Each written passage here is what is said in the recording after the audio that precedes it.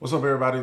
Texans fan of rehab here. We're running it back this week. Huge week, man. Listen, I can tell you, Nick Casario has been busy over there on Kirby, man. Him and D'Amico been making a lot of moves and transactions this week. Matter of fact, it's one of those weeks where you come into the game plan with a script. Gotta just rip that thing up, man. So let's start from the top, man. Matter of fact, we're gonna go in reverse with it. So let's do this.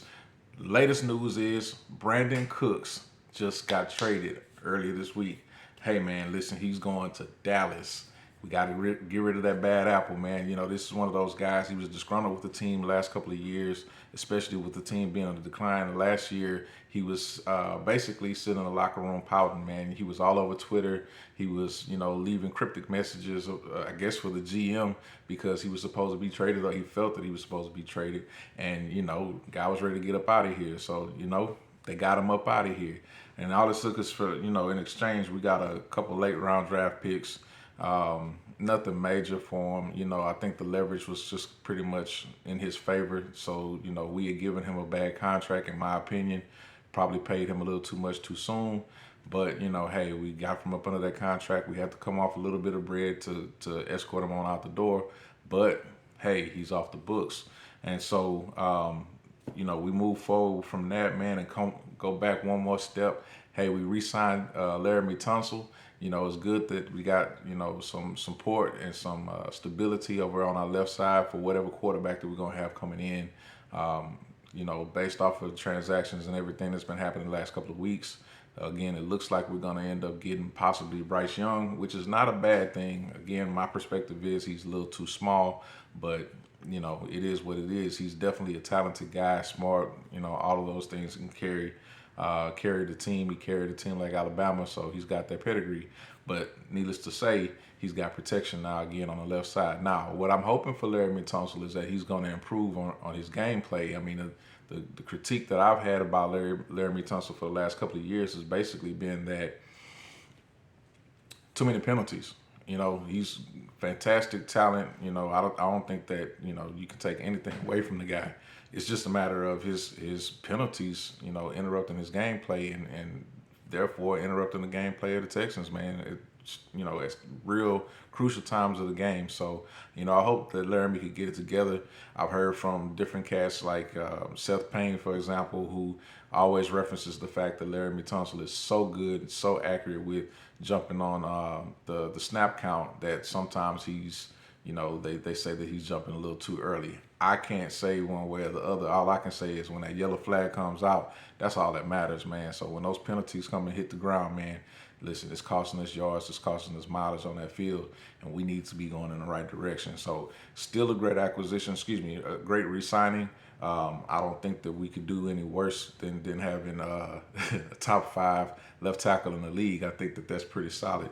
But, moving forward, I hope that Larry Tunsil can improve his gameplay on the perspective of the penalties. So, moving away from that, we had several signings from free agency this week. So, let's just break them down. We had Jimmie Ward that we got signed from the 49ers. Cornerback. He's going to help solidify things in the backfield for us. We also had Hassan Ridgeway get signed, D-tackle from the 49ers.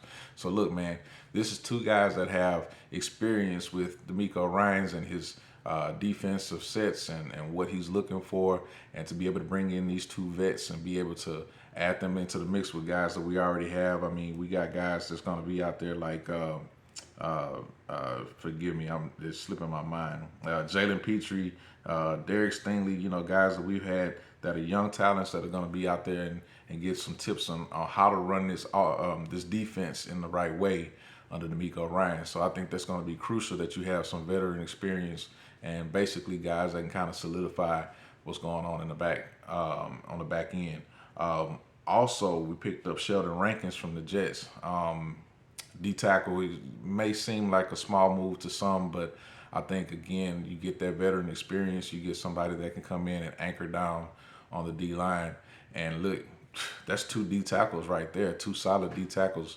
And looks like we got the D-line solidified as far as I'm concerned. At this point, you can definitely say Nick Caserio is making moves. He's definitely want to put his money where his mouth is and get some resources and talents for his new head coach. So you can definitely see that he's taking swings at it, and I can appreciate that. We may not have to sit here and go through another two and whatever season again, and that, man, as a Texans fan, again in rehab, that's awesome, man. So look, we also picked up Shaq Mason, excuse me, Shaq Olajuwon Mason. We picked him up in a trade for with the Buccaneers for little to nothing, pretty much. I think it's a late draft pick this year, a late draft pick next year, if I can recall. But picking up Shaq Mason, man, is right guard that's going to help solidify the O line. We need that veteran experience again across the board.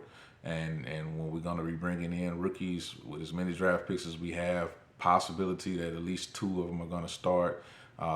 You need guys that are going to be rock solid to keep the offense and the defense flowing and put a good showing out there on the field every week. So picking up a cat like Shaq Mason, man, I mean, you need the protection for your quarterback, and definitely we made some moves to make that happen. Now, one of the holes that we did re-sign Scott Quessenberry this week. And so the question is that a hole in the offensive line? I mean, he did a okay job for us last year, in my opinion. Is he the best talent for the position? No, but there's a very limited run on centers this year, and so most of those centers that were getting ready to hit the market were re-signed. I think that the teams that had them pretty much knew that this was one of those years that you didn't really want to let your guys get out there and get in the win. So they did a great job of re-signing a lot of those cats. But what we're looking at now is the possibility of drafting somebody possibly early in the draft and seeing if maybe they can have a puncher's chance of winning that starting spot. So Scott Quessenberry is definitely played ball with us. He's got a reputation with us, but at the same time, has he solidified the position? Absolutely not. Let's keep going, man. So we acquired Robert Woods. I think I got an opportunity to discuss that with all of the hot and heavy trades and transactions that they've been making this week. I think that was one that I was able to cover last week. Robert Woods coming from Tennessee, not having a great year last year. Of course, Tennessee's offense sucked last year. They didn't really have a great offense except for Derrick Henry, of course.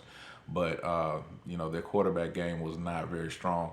Robert Woods is one of these wide receivers that's kind of built in the ilk of a wide receiving talent that he's probably more known for his blocking ability. It's one of those Kevin Walter type situations that I don't really look forward to. But with the effectiveness of the offense, with one of those Kubiak and Shanahan style offense, you definitely need receivers that are going to be able to block. It lends for the opportunity for the tight ends and the smaller wide receivers to get across the middle and get open. I think that's going to be crucial as it pertains to how they play their game plan with layers. So if you understand how they do the game plan with layers, you understand the blocking is a necessary evil to the game. And so Robert Woods can definitely contribute to that. But he's a little older. I think he's about 31 years old.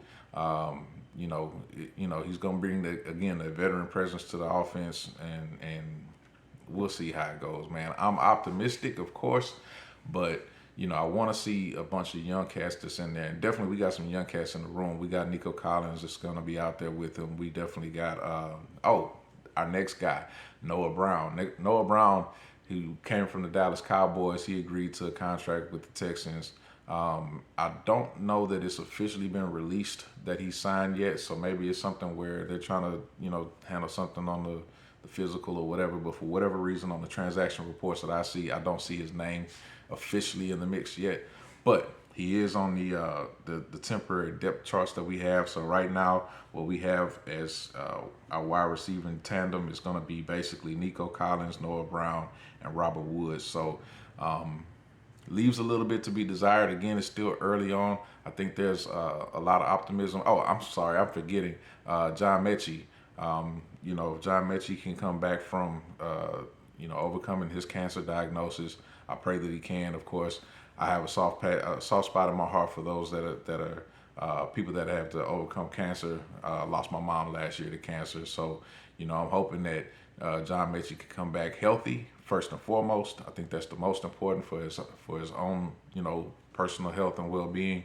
But then being the type of talent that he was in Alabama, it stands to reason that he could definitely be a solid number 1 or 2.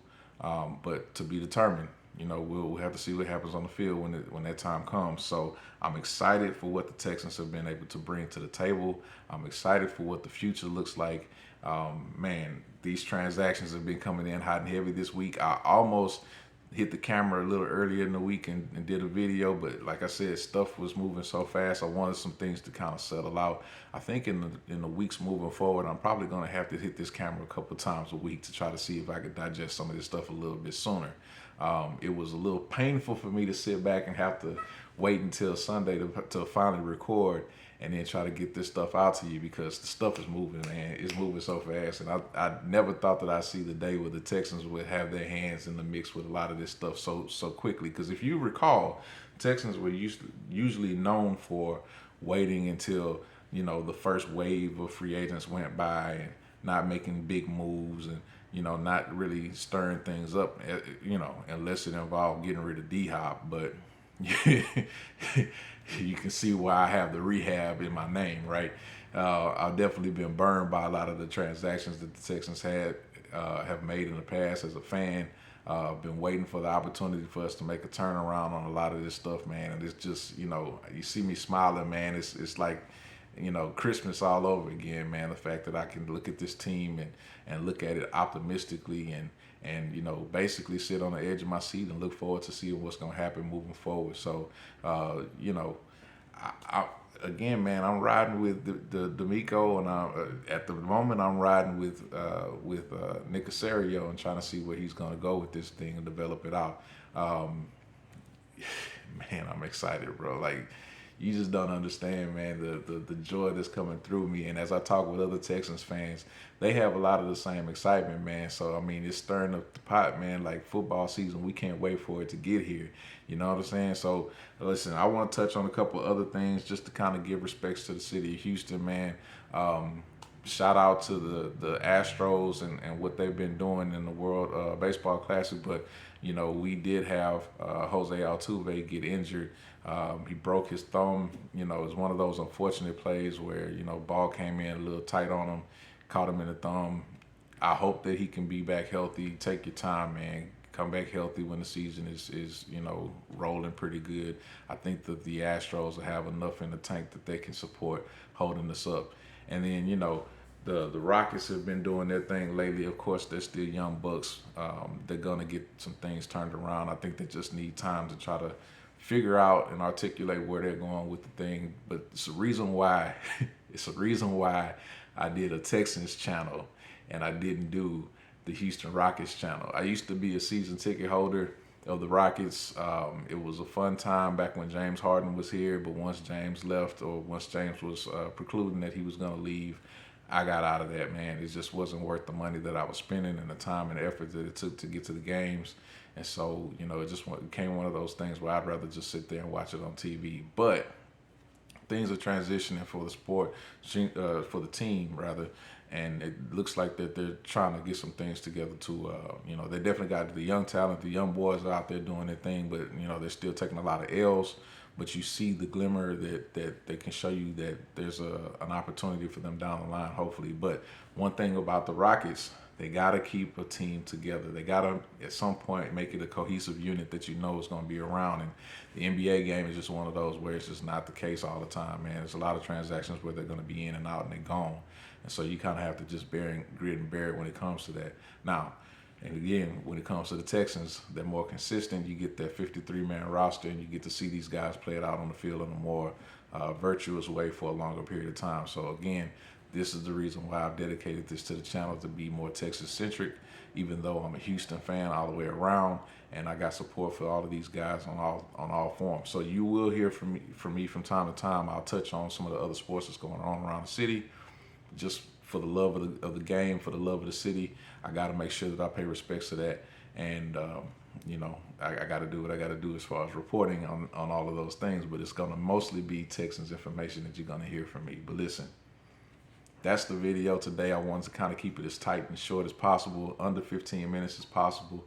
So I do want you to do me a favor, man. Like, comment, share. Hey, give me your opinion about what you think the Texans did this week. What are the Texans going to do next week? What are you looking forward to? Let's chop it up in the comment section, man. I'll see y'all then. Texans Fan of Rehab. We out.